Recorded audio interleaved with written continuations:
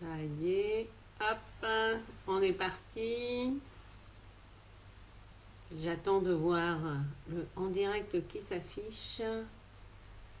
Bonjour à tous et à toutes et bienvenue dans ce premier jour du défi du 6 mars 2023. Premier jour de défi pour vous aider à quoi? À trouver votre mission de vie.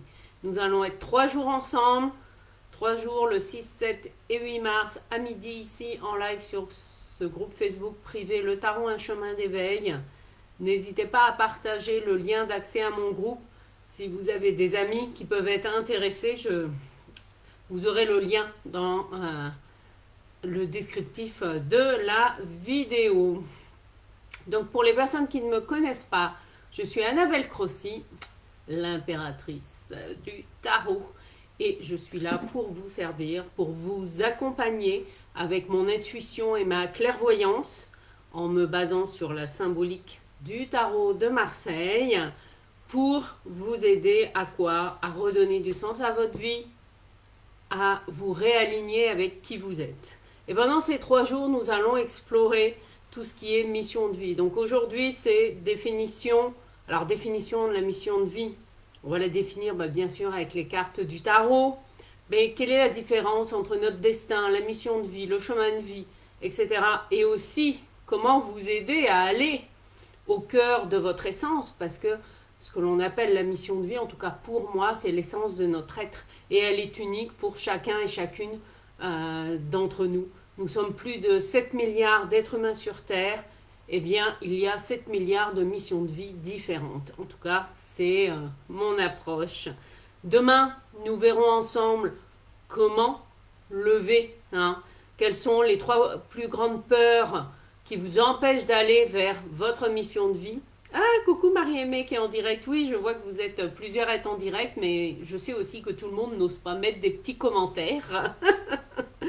Et enfin, mercredi, nous verrons ensemble comment, je peux vous aider et comment le tarot, bien sûr, puisque c'est cet outil en tout cas qui fait sens dans ma vie depuis bientôt 30 ans, comment cette approche du tarot, qui est unique en son genre, peut vous aider à vous relier à votre mission de vie. Voilà, un beau programme. Donc en tout cas, merci. J'en profite pour remercier cette belle communauté. Ce magnifique groupe qui a été créé, on va bientôt fêter les 3 ans. Et oui, c'est un groupe qui a pris naissance, je vous le rappelle, suite au confinement. Et oui, pendant le confinement, j'ai été inspirée pour animer des capsules de joie et tous les jours, avec où je prenais au hasard une carte du tarot et avec un message de joie en fonction de la carte, de ce qui me venait. Donc vous avez été nombreux à me suivre pendant les 2 mois qu'a duré le confinement. Et ensuite, à la fin du confinement, voilà, j'ai décidé de créer ce groupe, le Tarot, un chemin d'éveil. Donc vous avez été nombreux à me suivre sur ce groupe et ensuite les capsules de joie sont devenues hebdomadaires. Et c'est vrai que j'ai pris la décision de les arrêter l'été dernier, voilà, mais je vous remettrai le lien vers mes capsules de joie qui sont disponibles sur ma chaîne YouTube. Parce que vraiment là, c'est plein de contenu gratuit et qui vous aide, bien sûr, à avancer sur votre chemin. C'est aussi ça. Donc en tout cas, voilà, j'en profite pour remercier tous ceux et toutes celles qui sont fidèles depuis bientôt 3 ans dans ce groupe. Et puis pour les nouveaux arrivés, c'est vrai que là, régulièrement, depuis quelques temps, c'est vrai aussi que je remets une belle énergie dans ce groupe, dans cette communauté. Voilà. J'ai aussi à cœur, c'est un espace pour vous partager en fait ma perception du tarot, mais pas seulement du tarot, mais de la vie, et comment je peux vous aider. Comme je vous le disais, je suis au service de... Et la belle étoile qui m'a inspiré la thématique de Calimero, et oui, je vais vous expliquer comment. Vous voyez qu'elle a un genou à terre, ouais. Et c'est vraiment la posture. Alors c'est la posture, souvenez-vous, au Moyen-Âge, quand un chevalier était adoubé par le roi, il posait un genou à terre. Sauf qu'il y a un petit élément qui est important de vous rappeler, c'est que les chevaliers se mettaient volontairement au service des rois. Mais eux-mêmes, dans leur posture, ils étaient souvent indépendants. Hein. Et oui, c'était les premiers auto-entrepreneurs ou indépendants de l'époque. Donc voilà. Donc pour vous rappeler que, et je vais vous faire le lien avec la mission de vie, tout ça, que l'étoile, elle se met au service du monde, au service d'une cause plus grande que nous, et que nous sommes tous appelés, voilà, à trouver en tout cas l'élément clé hein, qui va nous aider à avoir cette posture, comment je peux contribuer au monde, comment je peux mieux servir aujourd'hui et apporter encore plus de valeur dans ma vie, dans celle des gens que je côtoie, au service d'un projet, au service d'une entreprise. Moi, je suis au service d'une entreprise.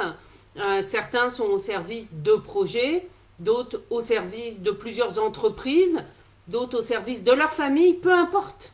L'important, c'est de trouver hein, votre axe. Alors pourquoi c'est l'étoile qui m'a inspiré le Calimero? Eh bien oui. Eh bien on va prendre l'étoile, hein, souvent quand on la voit, c'est vrai qu'elle est magnifique en plus. L'étoile, souvent ce qui vient, c'est voilà, je suis né sous une bonne étoile ou j'ai ma bonne étoile qui me guide. Sauf que le côté sombre, on va dire, le côté ombre de l'étoile, puisque chaque arcane du tarot a un côté lumière et un côté ombre, comme voilà, comme dans la vie, hein, voilà, côté ombre qui est à transformer, bien sûr. Et l'étoile, dans son côté ombre, eh bien, c'est le côté malchance, la poisse, voilà, c'est ce que je vous mettais hein, dans le post qui m'a été inspiré hier soir. C'est vrai que par moment, hein, quand on a le nez dedans, on a l'impression que rien ne va plus, que ça tourne vraiment pas rond comme on voudrait, en fait. C'est dans ce sens-là.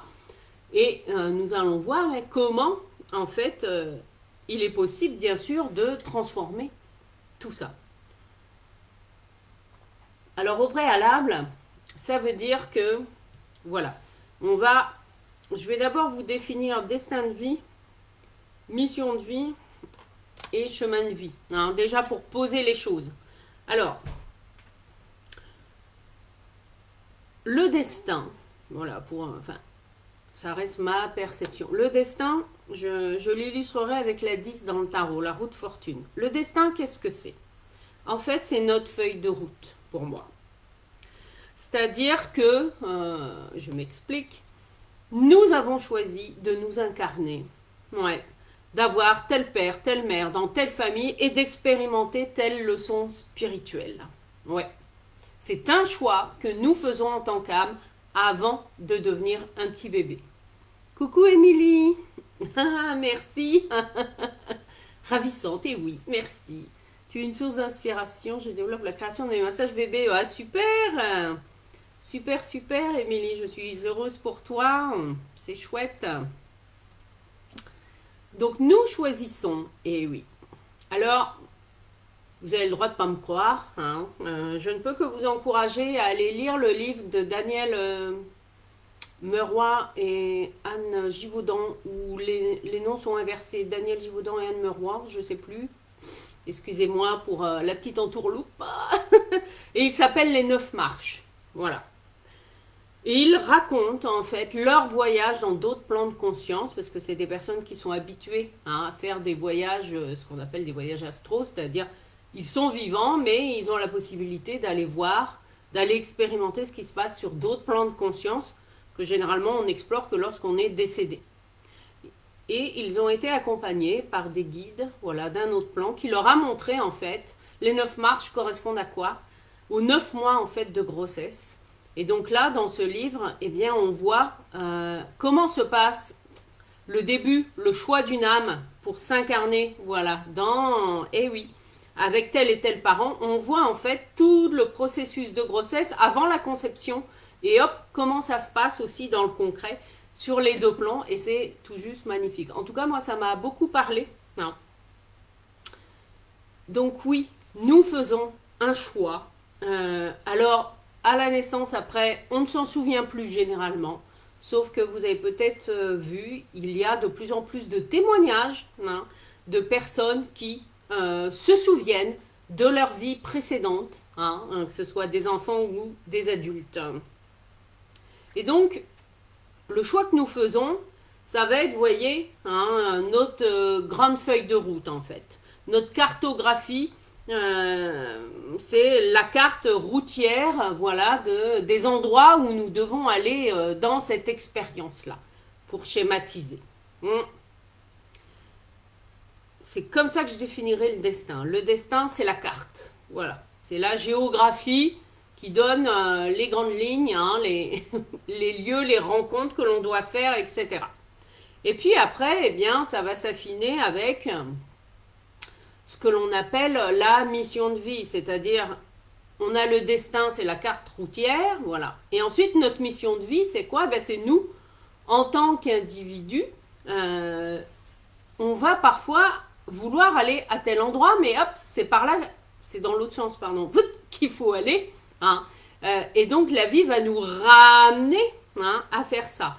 Donc il y a aussi la notion, pour moi, la mission de vie correspond à notre âme, mais comme notre âme et notre corps et notre esprit parfois sont pas toujours alignés, qu'est-ce qui se passe? Eh bien, par moment, hop, il y a le corps qui va vouloir aller là et l'âme par là. Et bien, qu'est-ce que ça fait? Poum.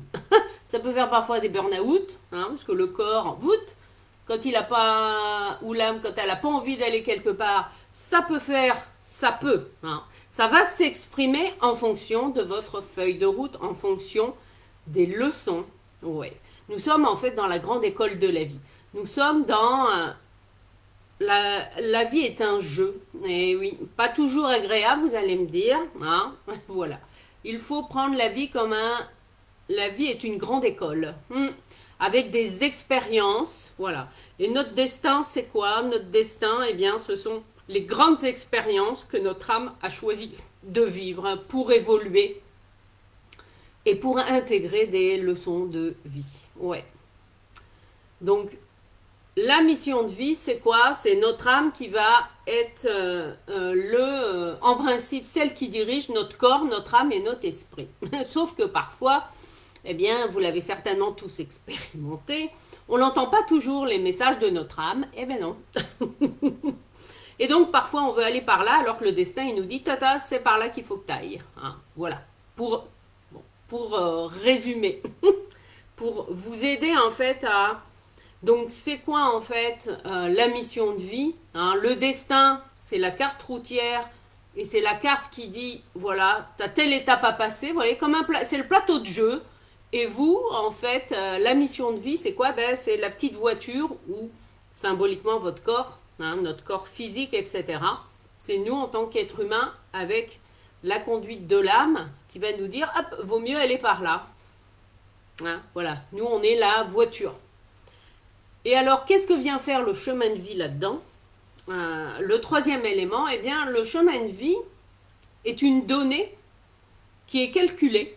Voilà, concrètement, chiffré, qui va donner en fait des panneaux indicateurs comment en fait la voiture que nous sommes eh bien, peut aller à telle étape ou à tel chemin de notre destin. Voilà. Le chemin de vie, il se calcule tout simplement en lien avec la date de naissance. Et c'est vrai que trouver la mission de vie de quelqu'un, comme je le disais, ce n'est pas un métier. Hein. Une leçon de vie n'est pas une leçon de vie. Une mission de vie et un chemin de vie, ce n'est pas un métier. Hein. Le chemin de vie va être un fil rouge qui peut nous aider à trouver notre mission de vie et notre carte du destin. Ah. Voilà comment je le... Et donc le chemin de vie, concrètement, il se calcule. Voilà, vous faites la somme de votre mois, de votre jour et de votre année de naissance. Alors, pour les puristes numérologues, eux, ils vont réduire ensuite le chiffre entre 1 et 9. Et moi, comme j'utilise la symbolique des 22 arcanes majeures du tarot, je réduis le nombre entre 1 et 22. Voilà. Et bien, si les personnes là, je vois qu'il y en a quelques-unes qui sont en direct, si vous voulez mettre votre date de naissance, je peux en faire une en direct, si vous voulez.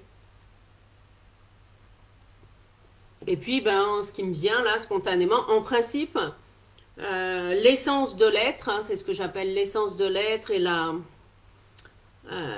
avec la date de naissance, je ne le fais qu'en consultation individuelle. Mais là, j'ai reçu le message, voilà, donc j'écoute le message que les personnes qui veulent avoir un message concernant leur mission de vie, eh bien, je pourrais, voilà, vous la donner avec lors du rendez-vous clarté de 30 minutes. À ce moment-là, je pourrais vous le faire pendant ce temps-là, hein, si vous voulez prendre un rendez-vous pour être éclairé sur ce qui est vraiment votre mission de vie. Et je peux vous dire que là, c'est un sacré cadeau que je vous fais parce qu'en principe, c'est uniquement en consultation individuelle que je le fais parce que ça vient toucher hein, la vibration de qui on est. Alors, il y a Marie-Aimée qui se lance. Chouette, 21 septembre 1981. Bon, bah déjà 21, c'est bien, on a le monde, l'ermite. Ensuite, je vais vous expliquer hein, comment je prépare les cartes. Donc, jour 21. Donc, le jour 21. Ensuite, le mois, la 9, l'ermite. Ensuite, je fais jour plus mois. Donc là, 21 et 9, 30. Ça me fait 3 plus 0, Miss Impératrice. Ensuite, je fais la somme des chiffres de l'année. Donc 1 plus 9 plus 8 plus 9. Ça nous donne 19. Le soleil, hop, que je cherche. Et donc le chemin de vie de Marie-Aimée, pour moi, ça va être 19 et 3, 22. Le mat. Dans le tarot. Que pour moi, en fait, il y a le 22. Le 22, le mat. Alors, si on additionne le 22, ça nous donne quoi? Ça nous donne eh bien 2 plus 2, 4. Voilà. Ah. Tu as donc ce qu'on appelle un chemin de vie 22-4 en numérologie. Ah. Donc, c'est un chemin de vie qui est là. Enfin, en tout cas, et dans ce que je vois, moi, avec ta date de naissance complète, hein, parce que, comme je vous le dis, moi, tu es vraiment là pour déjà ton essence à toi, Marie-Aimée, c'est vraiment d'être une locomotive. Ouais. Alors, une locomotive, quelqu'un qui inspire les autres, un ou une leader. Enfin, après, tu y mets les mots que tu veux, hein. Mais avec tout le 19, l'ermite, le monde, tu es vraiment là, toi, pour mettre en place, hein, dans le concret de la matière, des projets qui sont innovants, c'est-à-dire auxquels jamais personne n'a pensé.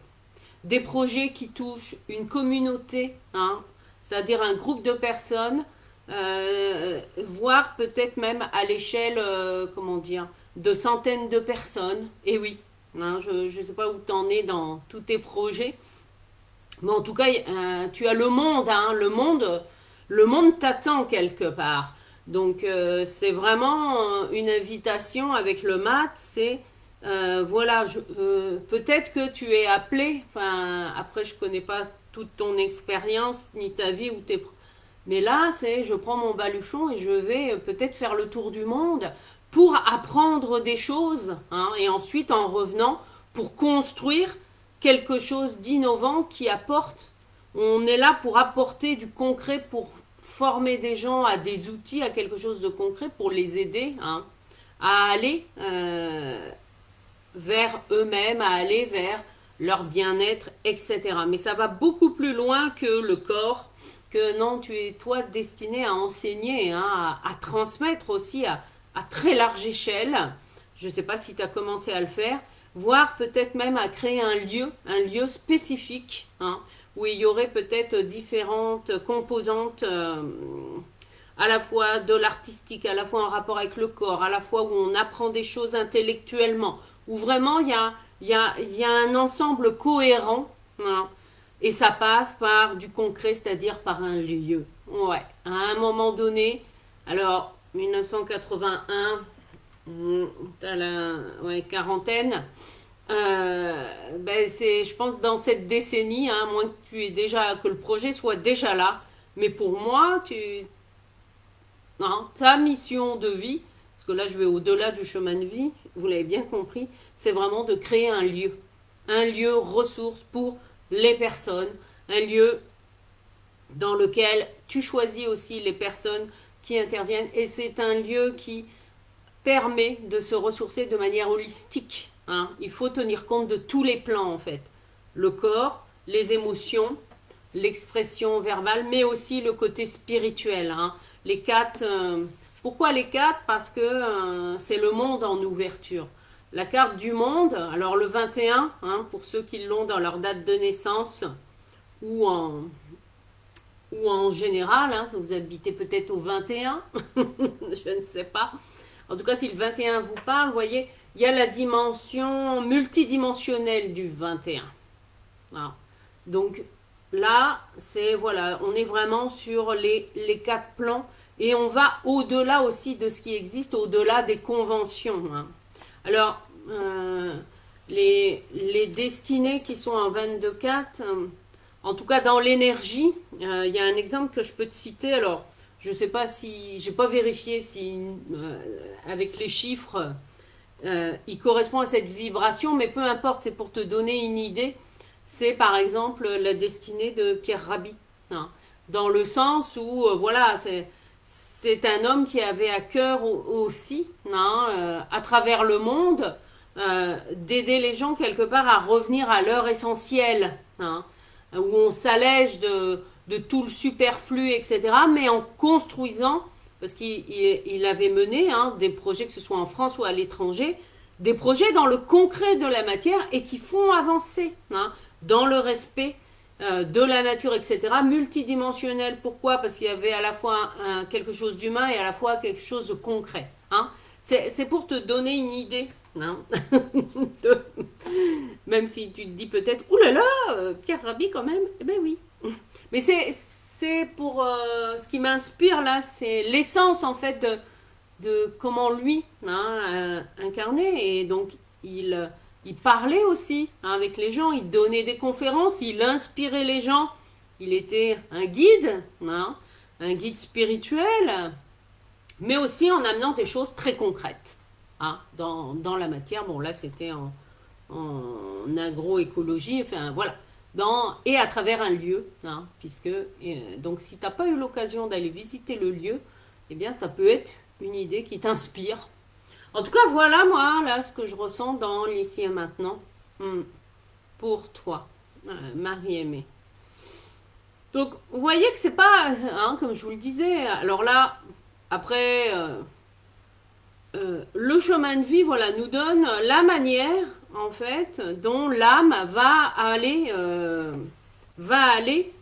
dans le concret des choses avec son véhicule sur la carte routière de son destin. Ben elle, son destin, c'est le monde en fait. Eh oui.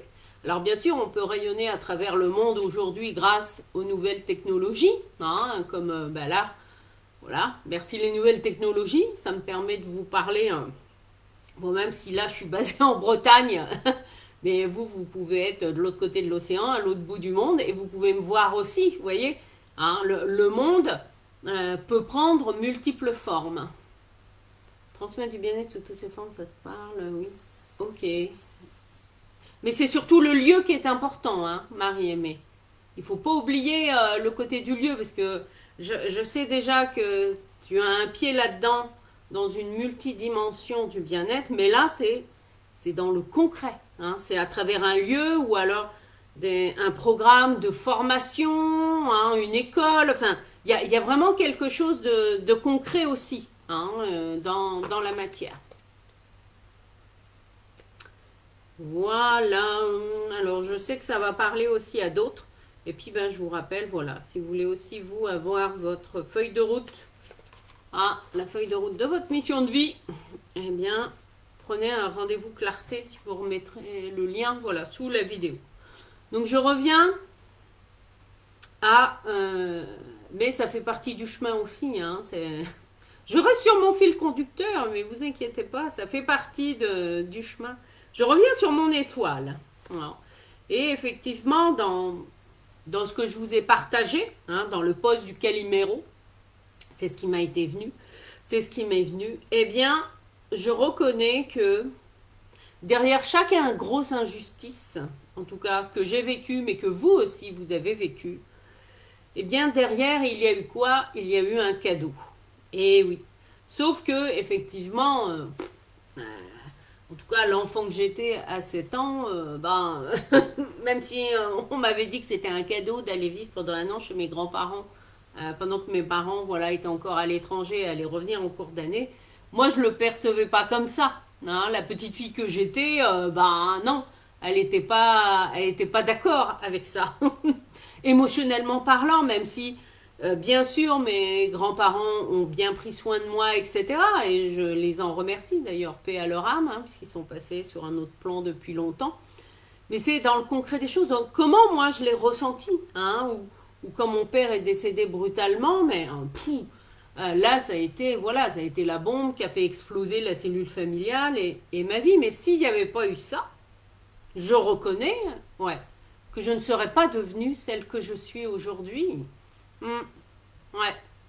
Alors, c'est, comme on dit, voilà, voir quel est l'envers de ce décor-là. Et derrière chaque situation d'injustice, alors pourquoi l'étoile, elle a aussi un lien avec l'injustice? Ben, je vais vous expliquer pourquoi. Je cherche de la tome. Parce que si vous faites 17, hein, 1 et 7, c'est quoi? C'est la 8.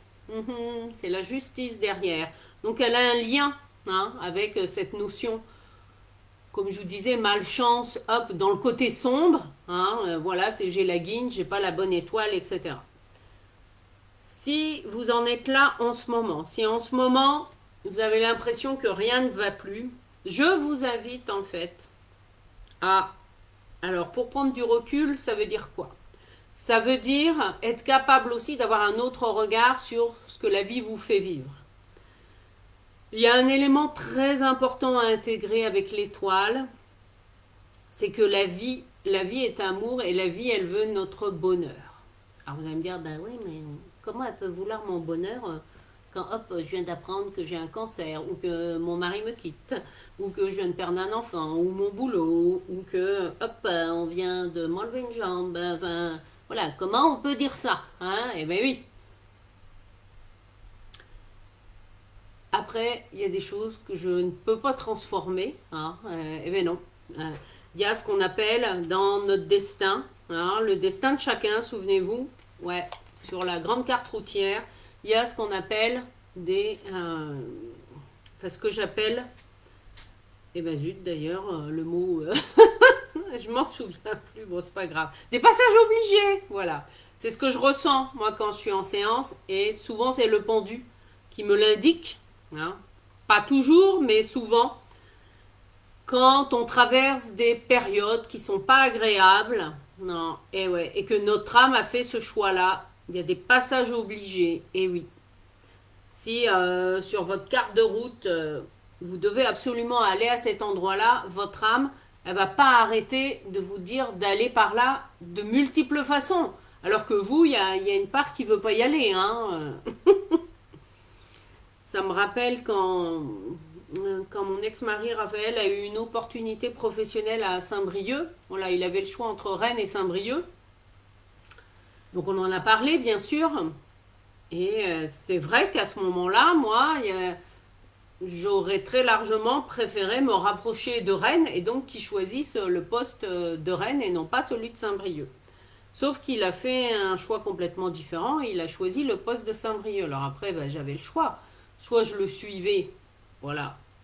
Soit je le suivais pas, hein. Bon, voilà. Donc je me suis posé la question, etc.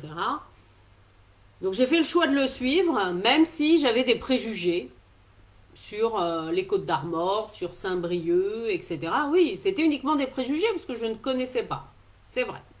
C'était des préjugés. Donc j'ai fait le choix de le suivre. J'ai aussi fait le choix, après avoir divorcé, eh bien, d'y rester. Eh oui, à Saint-Brieuc. Et aujourd'hui, je reconnais que non, j'ai pas du tout envie de retourner à Rennes et ses alentours, que je suis bien mieux, en tout cas, à Saint-Brieuc. Mais j'en étais pas consciente. Eh ben oui.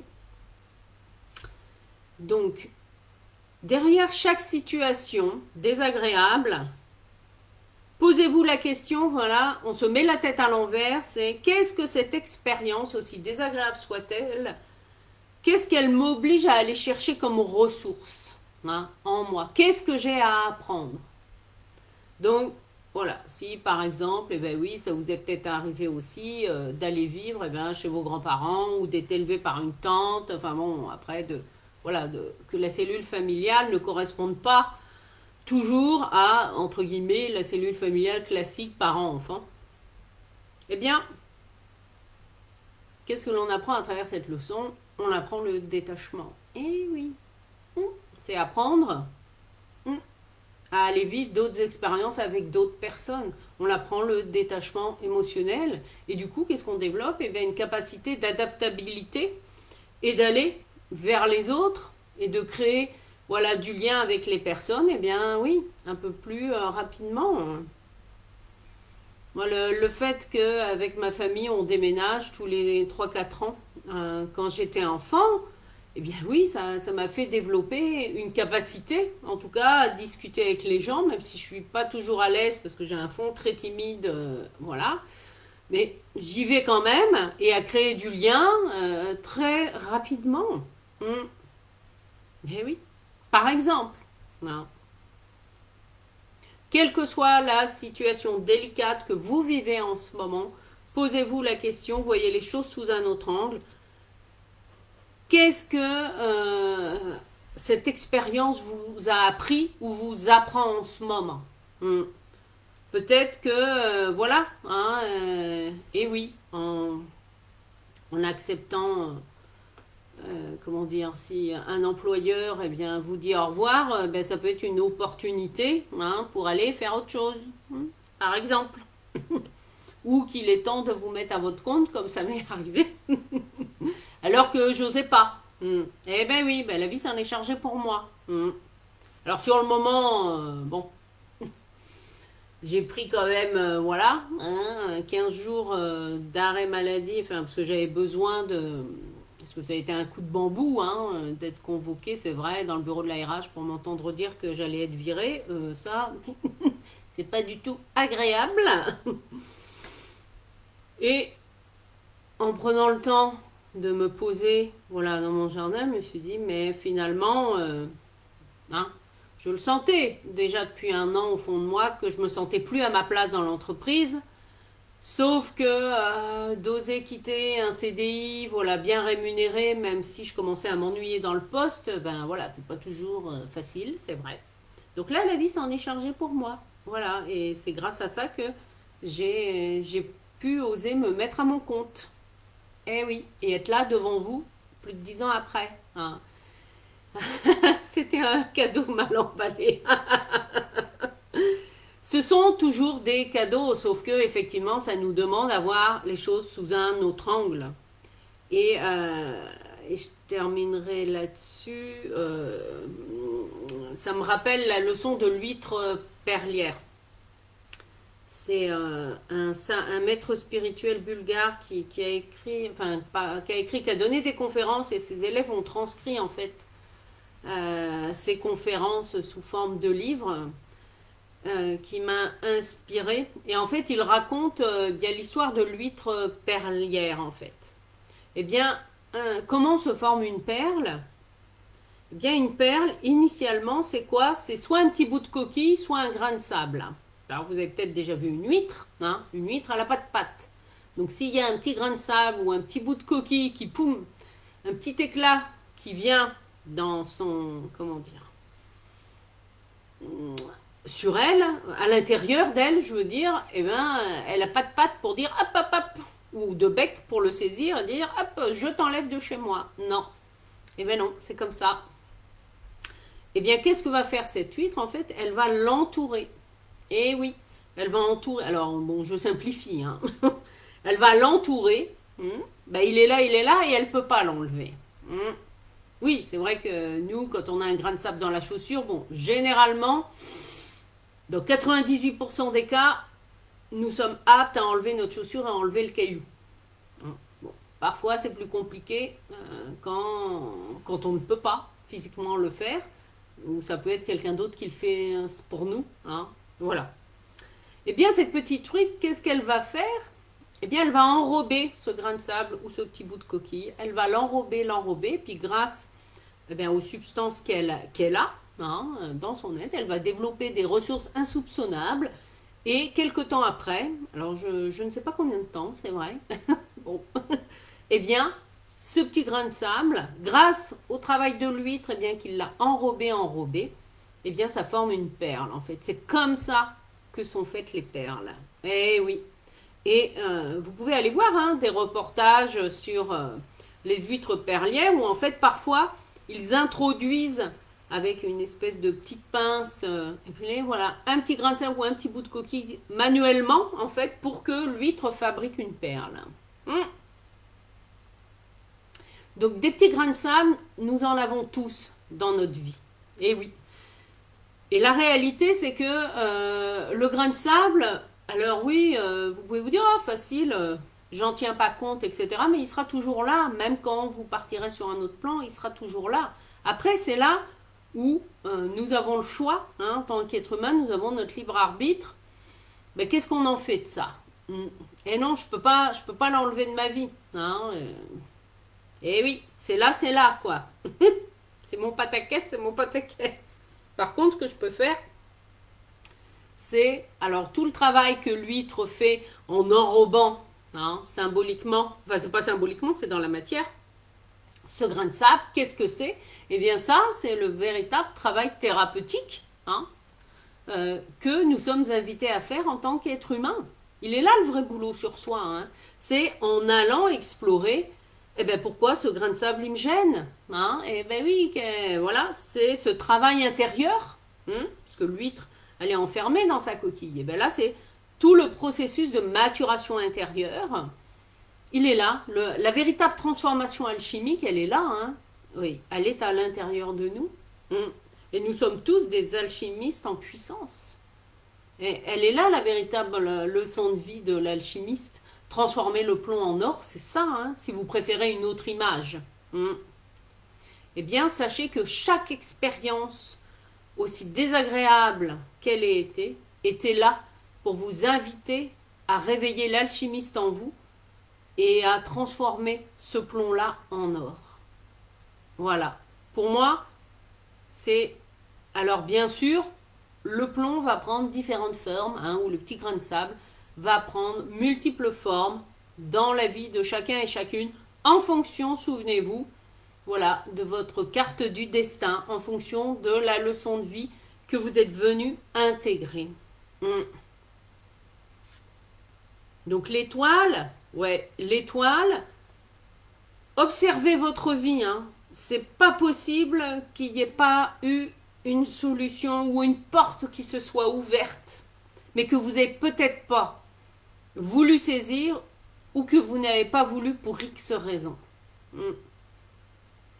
Ça me rappelle une histoire qui va peut-être vous parler un peu plus, mais parce que pour moi c'est la même thématique. Voilà, il y a un village et il y a Jean qui est dans sa maison et on annonce des inondations pendant la nuit. Mais Jean, lui, il a toujours vécu dans sa maison, etc. Il ne veut pas partir de sa maison.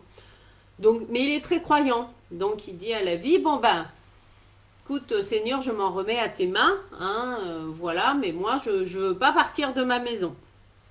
Donc pendant la nuit, il y a effectivement des inondations et puis ben, son rez-de-chaussée, le rez-de-chaussée commence à être envahi d'eau. Et donc il y a le voisin qui vient sonner à sa porte et qui lui dit ah ben, Jean, allez viens avec moi. Là, j'ai mon bateau qui peut nous transporter voilà, un peu plus loin. Tu vas pas rester là dans de l'eau et tout. Et Jean refuse. Il dit ah non, moi... je reste chez moi, ça va passer, et puis de toute façon, j'ai foi en Dieu, il viendra me sauver. Voilà. Quelques heures se passent, et l'inondation, eh bien, elle augmente. Hein, ce qui fait que eh bien, Jean est obligé d'aller à l'étage de sa maison. Parce que tout le rez-de-chaussée, eh ben oui, hein, l'eau, c'est une méga crue. Et puis là, il y a les pompiers qui arrivent, voilà, en bateau et tout, et qui veulent l'évacuer. Et il refuse. Il dit non, non, je veux pas partir, je veux pas quitter ma maison.